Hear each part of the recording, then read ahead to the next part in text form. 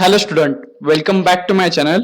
आज आपण पाहणार आहोत major basic difference between bookkeeping and accountancy.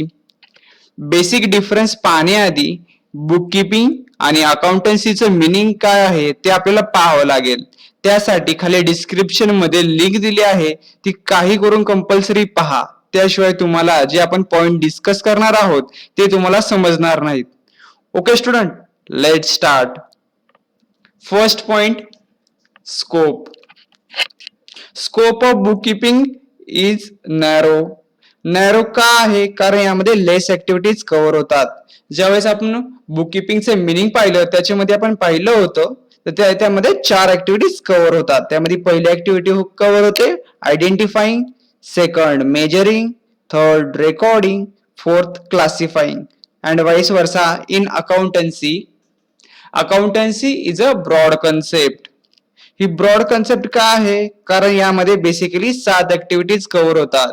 याच्यामध्ये ज्यावेळेस आपण मिनिंग पाहिलं होतं अकाउंटन्सीचं त्याच्यामध्ये आपण पाहिलं होतं याच्यामध्ये 7 ऍक्टिव्हिटीज कव्हर होतात. त्यामध्ये आपण पहिली ऍक्टिव्हिटी पाहिली होती आयडेंटिफाईंग, दुसरी सेकंड पाहिली होती आपण मेजरिंग, थर्ड पाहिली होती आपण recording, fourth classifying, fifth summarising, sixth analyzing and interpreting the financial data, and last communicating the financial information.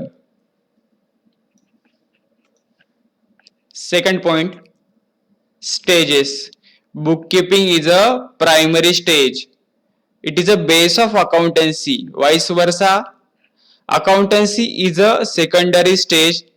त्यामध्ये प्रायमरी स्टेज ही इन्क्लूड असते. Third point, objective.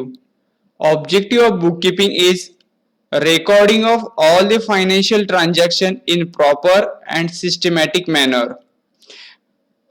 बुककीपिंग मध्ये आपण जे बिझनेस ट्रान्झॅक्शन, फायनान्शियल ट्रान्झॅक्शनचं आपण रेकॉर्डिंग करतो म्हणजे जर्नल बुक मध्ये आपण त्याची एंट्री पास करतो. In systematic manner, one by one आपण ट्रान्झॅक्शनची एंट्री पास करत असतो. Vice versa, in accountancy objective is to preparing a financial statement and further communicating the financial information to the relevant authorities. जे financial statement आहे, profit and loss account आहे, balance sheet आहे, जे कंपनीचे share holders आहेत, भागधारक आहेत, तसेच अदर स्टेक होल्डर्स आहेत, त्यांना कम्युनिकेट करावं लागतं.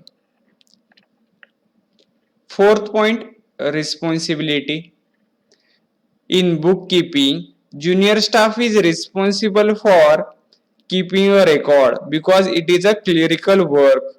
समजा एखादा व्यवसाय आहे त्याच्यामध्ये जो ज्युनियर स्टाफ आहे, ज्युनियर अकाउंटंट आहे, तो सगळं बिझनेस ट्रान्झॅक्शनचा रेकॉर्डिंग करत असतो, त्याचं क्लासिफिकेशन करत असतो.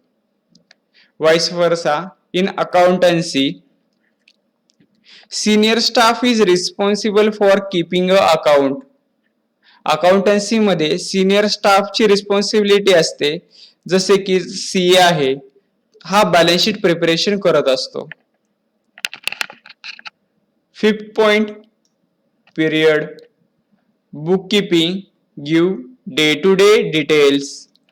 जे बिझनेस ट्रान्झॅक्शन झाले आहेत त्याचे डे टू डे डिटेल्स हे बुककीपिंग मध्ये पाहायला मिळतात. Vice versa, in accountancy accountancy gives details of entire year. जे फायनान्शियल स्टेटमेंट आहेत त्यावरून आपल्याला एंटायर इयरची डिटेल्स कळतात. Sixth point, analysis. In bookkeeping does not require any analysis. It is a routine process. Vice versa, in accountancy required analysis and interpretation of financial data and then compiles into the various reports. जे financial statement आहे त्याचा आपल्याला detail मध्ये analysis आणि interpretation करावं लागतं. 7th point, decision making. Data available in bookkeeping is not useful for management for any decision making. फक्त journal book आणि लेजर बुक वरून मॅनेजमेंट हे डिसिजन घेऊ नाही शकत. Vice versa, in accountancy, management can take a critical decisions such as investment decision, financial decision, dividend decisions. या तिन्ही decision बद्दल पुढे आपण डिटेल मध्ये नंतर पाहणार आहोत.